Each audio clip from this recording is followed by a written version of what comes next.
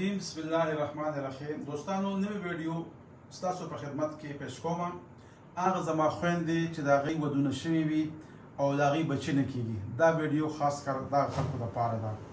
بچی ولی نه کیږي؟ د دې ډېر زیات اسباب دي، ډېرې بیماری دي، خو یو څو بیماری زه په دې ویډیو کې تاسو ته خلم.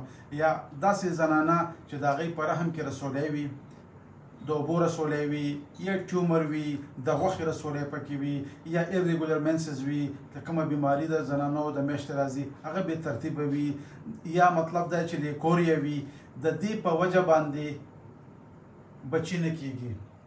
یا چې کومې انډې وي، بیا د بیماف چې کومې انډې وي هغه مې چې ورکیږي نه، په دا وجه باندې هم بچی نه کیږي د زنانو. داسې زنانه چې دا بیماری ورته وي او دا غي بالکل بچی نه کیږي. دا ویډیو تاسو مو ګورئ او داسې زنانه چې وي چې هغې ته دا مسلې وي، دا ویډیو هغې سره شیر کړئ.